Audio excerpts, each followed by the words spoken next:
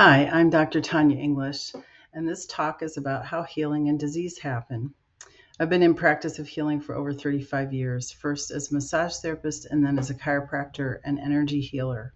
I practice low force and non force chiropractic and quantum healing techniques, which gets to the root cause of the symptom and lets the body, mind, spirit heal as we dissolve interference.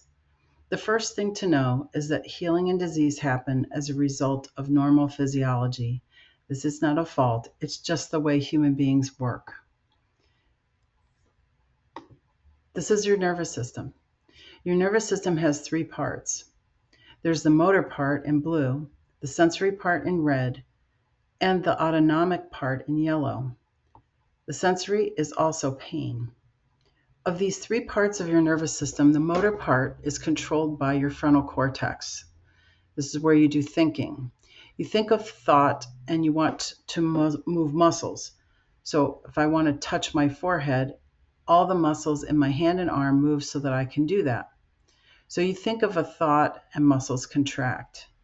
So then the pain part down at the bottom, the red part is reflexive and it's controlled automatically by your lower brain. The autonomic part in yellow controls organs, blood vessels, and glands, and it's controlled by your subconscious. You can't tell your blood pressure to come down. It's controlled by your subconscious. For example, when you drive to the grocery store, do you think of driving or what you're going to get at the store? Your driving has become a subconscious action because you've done it so many times. So the autonomic nervous system is controlling how your body runs, and it has two parts. Part 1, rest, digest, and heal. And 2, flight, flight, or freeze. And those two parts work one or the other. They can't work at the same time. And it's running your body right now. The other thing about this is it has all the same parts except for one, which is the adrenal gland on the right. That's like the accelerator, and there isn't a brake on the other side. It functions according to what you're feeling or reflexively, just whatever is coming up. The subconscious is telling it what to do. You're either in fight, flight, or freeze, or you're in rest, digest, and heal. You can't be in both. And by the way, when you're in fight, flight, or freeze, your digestion shuts off because you don't need blood in that part of the body when you're trying to run away from danger. All the blood in your body moves to the periphery, the outside. So your digestion shuts off, and also your immune system shuts off. You don't need that when you're trying to get away from danger. And if it's using energy that could be used for getting away from the danger. So the body only knows two things. It knows survive or not survive. So healing happens according to what is most important to survival, and it depends on your perception.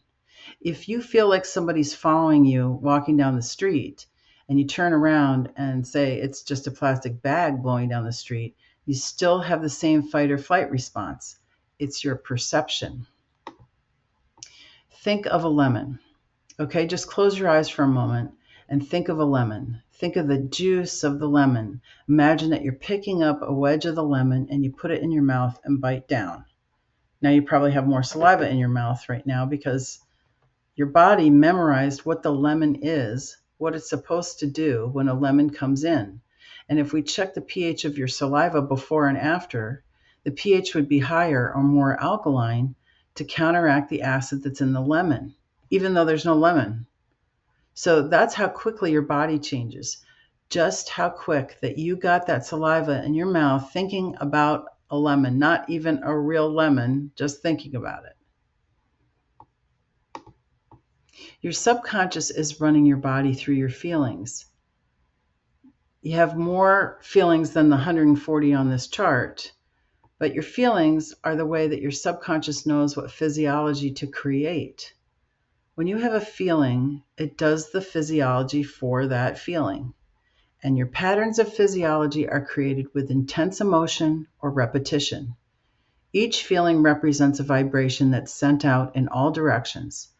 So you can have feelings and people can pick them up. That's what empathic people do. They can feel that vibration. We all have this ability, but some people are more sensitive than others. Your perception creates your physiology.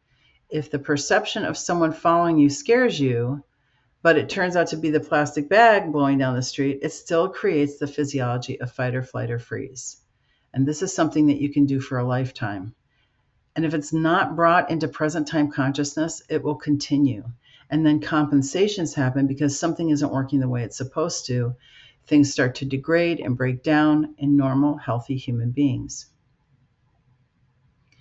So this is how disease begins. First of all, you can call it dis-ease. And dis-ease that's left alone turns into disease. So let's say a child takes something from a store and feels guilty for stealing. That's at the bottom of that stair step. They don't confess, and now they're feeling anxiety about getting caught. This sets up jealousy and sets them apart from others, which can attract ridicule, and pretty soon they're feeling sick. But a feeling can also start as a result of something that's told or demonstrated to us as a child, or at really any time in our life, even in utero. We're receiving physiology from our mother. And from 0 to 6 years old, we're mimicking our primary caregiver. So what if they're not healthy? What if they're not happy? We're picking up all of those emotions.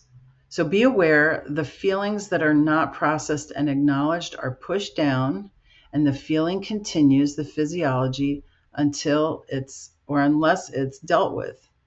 So eventually you have all these layers of feelings, physiology happening, and then right at that line, at the middle there, that's where the symptoms show up.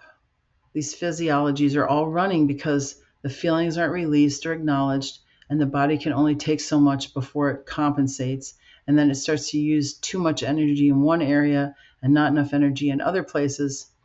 Where is the energy not enough? Where is it too much? That's what we address. We address these patterns and bring the body, mind, and spirit into present time using the various techniques listed here. So let's balance your energy, your physical, mental, emotional, and spiritual energy, and release the negative emotional patterns to bring your body to present time. Visit these links and start with scheduling a conversation to discover how we can best help you in your healing journey. Thank you.